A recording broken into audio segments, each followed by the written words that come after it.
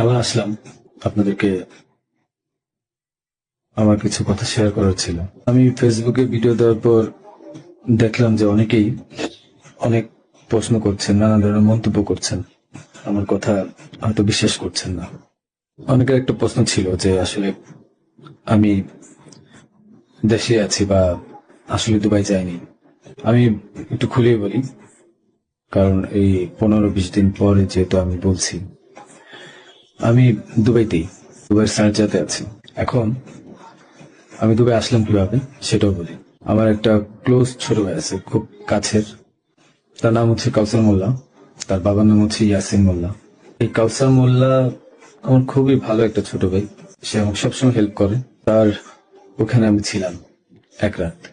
এক রাত ছিলাম, কারণ ওখানে থাকার পেছনে কারণ হচ্ছে মানে তার সাথে আবার আমাদের যে র্যাব 2, সেখানে খুবই ভালো সম্পর্ক। তার ওখানের একটা এএসআই আছে তুষার নাম, তার সাথে খুব ভালো সম্পর্ক থাকার কারণে সে কিন্তু প্রথম আমাকে ফোন দিয়ে জানায় যে ভাই এই ঝামেলা হয়েছে, আপনি জানতে পারছি, আপনি আমার বাসায় আসেন, এরপরে আমি আপনাকে দেশের বাইরে পাঠানোর ব্যবস্থা করব।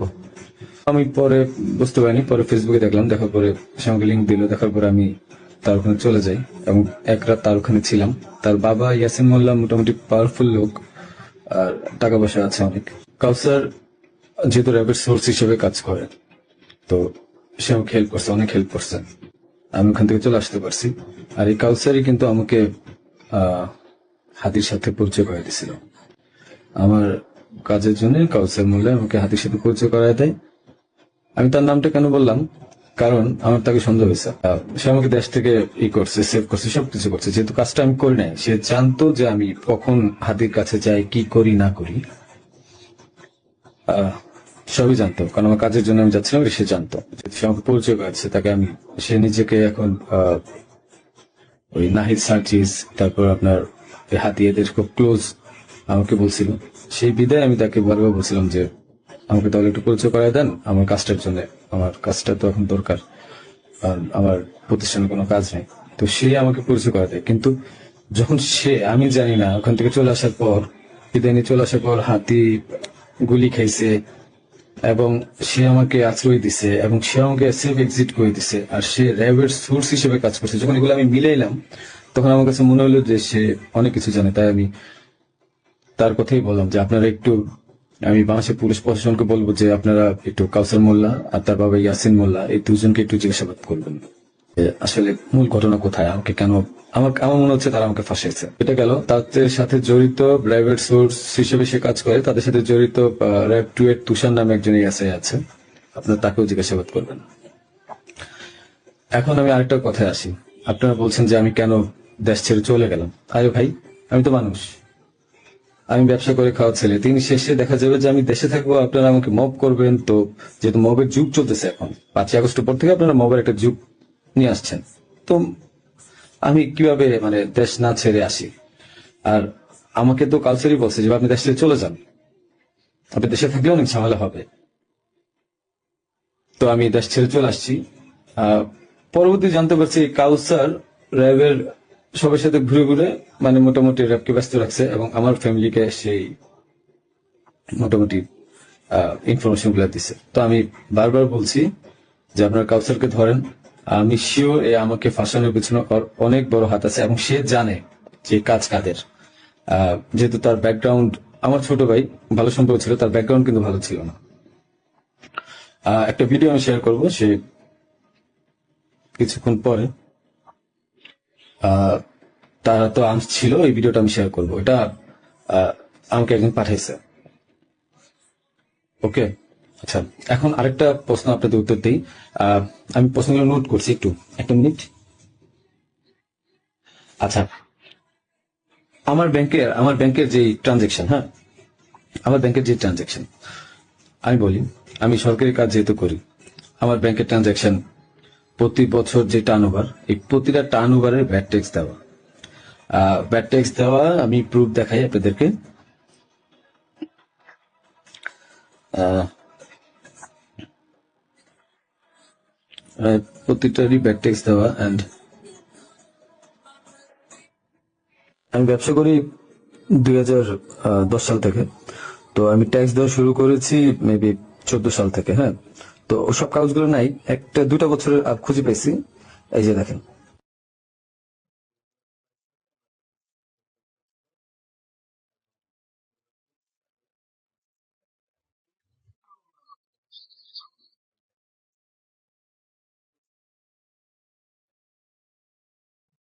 আপনাদের আরো কিছু প্রশ্নের উত্তর দিব আমি।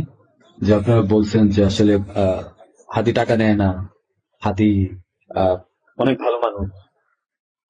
আমার যে 65 লাখ টাকা আপনারা বলছেন বাজেয়াপ্ত করবেন, এই 65 লাখ টাকা আমার দুইটা আইটি কোম্পানি থেকে আমাকে দেওয়া হয়েছে, এবং এটা পে অর্ডারের মাধ্যমে দেওয়া হয়েছে। আপনারা এগুলা আপনাদের যেই সিআইডি আছে তাদেরকে বলেন খুঁজে বের করতে। এটা আমার কামাই করা টাকা, তাদের সাথে আমার ব্যবসায়িক ডিল ছিল, বিধায় এই টাকা তা আমাদেরকে দিছে, আমাকে দিছে। আর এখন ওই টাকাটা আমি এফডিআর করে দিছিলাম আমার বাবুর জন্য, আমার ওয়াইফের নামে। ওই টাকাটা আপনারা বাজেয়াপ্ত করতে যাচ্ছেন, করেন, সমস্যা নেই। হাদিকে আমি 5 লাখ টাকা দিয়েছি, তার প্রমাণ হচ্ছে হাদি যখন আমার কাছে টাকা চায়, ঠিক এই টাকার উপরে আমি 5 লাখ টাকা লোন নিয়েছি ব্যাংক থেকে। আমার কাছে যদি ভাই 127 কোটি 218 কোটি টাকা থাকতো, তাহলে আমি কি লোন নিতে যেতাম? আমাকে খুব মিথ্যা ভাবে ফাঁসানো হয়েছে। আমি বলছি জড়িত না, বাবা মা জড়িত না। ওখানে আপনি এনআরবিসিতে খবর নিবেন আপনারা, যে আমি 5 লাখ টাকা লোন নিয়েছি, এবং লোন নিয়ে এই টাকা আমি হাদিকে দিয়েছি।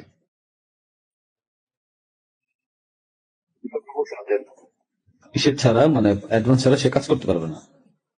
আরেকটা কথা, আপনারা বলতেছেন যে আহ, জাবের জাবের এত ভালো মানুষ, খুব ভালো মানুষ, মহৎ মানুষ, তারা টাকা নেয় না। জাবেরকে জিজ্ঞাসা করবেন, জাবেরকে ধরে এনে জিজ্ঞাসা করবেন যে এই গেঞ্জি বানায় দেওয়ার জন্য, 250 গেঞ্জি বানানোর জন্য কাকে বারবার ফোন দিছে, কার কাছে বারবার টাকা চেয়েছে। আমি ফয়সাল, আমার কাছে বারবার টাকা চেয়েছে ওরা।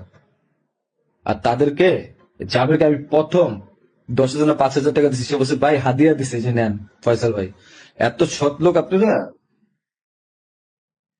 আমাকে যে মিথ্যায় ফাঁসাচ্ছেন, আমি গেছি ভাই কাজের জন্য, বানায় দিচ্ছেন খুনি। আর আপনারা বলতেছেন যে তোমার বাবা মা বলছে, তোমার মা বলছে, তোমার বোন বলছে, তোমার বউ বলছে, তোমার উমুক এক মাইয়ারা বানায় দিলেন আমার বান্ধবী, যে উমুকে বলছে, যে সবাই বলছে যে তুমি এগুলা সাথে জড়িত। হ্যাঁ, আমার আমি পাগল তো, যে আমি মানুষ মার্ডার করে আমি আমার বাসায় যাব। আমি মানুষ মার্ডার করে আমি আমার বাসায় যাব, যেন আমার 14 গোষ্ঠী ধরতে পারে। মানে আমি এত বড় বোকা, এত বড় পাগল? হ্যাঁ, মানে এটা তো মানুষের কমন সেন্স। আমি কেন বাসায় যাব? আমি একটা মানুষের মার্ডার করছি, আমি তো সোজা এক্সিট নিব। আমি কেন বাসায় যাব? তারপর এই যে আপনারা বলতেছেন যে আমার আমার মা বলছে, বাবা বলছে, আরে ভাই, আমি জেলখানায় খবর নিছি তাদের ওখানে যাওয়ার পর। আমি আমার আত্মীয় স্বজন থেকে জেলখানায় খবর নিছি যে আসলে কি হয়েছে। আমার ওয়াইফ বলছে, আমার আমার বাবা মা সেম একই কথা বলছে, যে তাদেরকে বলা হয়েছে বারবার যে রিমান্ডে যদি 164 না দেন, তাহলে আমরা আবার আপনাদেরকে রিমান্ড আনবো, এবং তখন কিন্তু আমরা টর্চার করবো। তাহলে কি করবে যারা জীবনে কোনোদিন প্রথম জেলখানায় গেছে? কি মানে এগুলো কি আপনারা কি পাইছেন? যে আমি ওরা মার্ডার করছি, প্রমাণ কোথায় আপনাদের কাছে যে আমি ওকে মার্ডার করছি? আপনারা কালচারকে ধরেন। সে আমাকে কেন সেফ এক্সিটের ব্যবস্থা করে দিচ্ছে? সে কেন বারবার আমাকে হেল্প করছে? কেন আমার সাথে হাতের সাথে পরিচয় করে দিচ্ছে? আর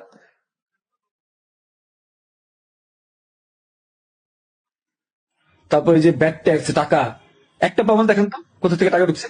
আর ভাই, আমার কামানো 65 লাখ টাকা আপনার বাজেয়াপ্ত করে দিচ্ছেন। কেউ আমাকে টাকা দিছে? আমি ব্যবসা করেছি, করে খাওয়াচ্ছি আপনারা। বারবার আমি বলতেছি আপনাদেরকে যে এখানের সাথে আমি জড়িত না, জড়িত না, একটা পর একটা মিথ্যা ব্লেম দিচ্ছেন, যে কমেন্টের পর কমেন্ট গালাগালি করতেছেন, যা মন চাই করতেছেন। আর ভাই, আপনাদের বাপ মায়ের দৌলত, আপনার বাপ মা কি বলবে? হ্যাঁ,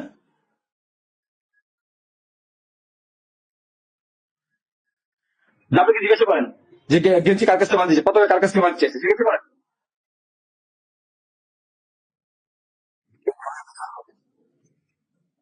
আমাকে ফাঁসানোর চেষ্টা করছেন, করেন। কি করবেন? শাস্তি দেবেন, দেন। বাপ মাকে, তারা তো কিছু করে নাই। হ্যাঁ, পুলিশ সব জানে। কোথা থেকে পিস্তল উদ্ধার করছেন? আমার শ্যালককে ফাঁসায় নিয়ে কোথা থেকে পিস্তল উদ্ধার করে নিয়ে আসছেন? হ্যাঁ, যা মন চায় তা পুকুর থেকে পিস্তল উদ্ধার করে নিয়ে আসছে, মানে এগুলা কি ফাইজলামি? হ্যাঁ, আমার বোনের পাশে পিস্তল পাইছেন, গুলি পাইছেন। এই গুলি পিস্তল আপনারা বলতেছেন বারবার যে তার পাশে ছিল। আরে ভাই,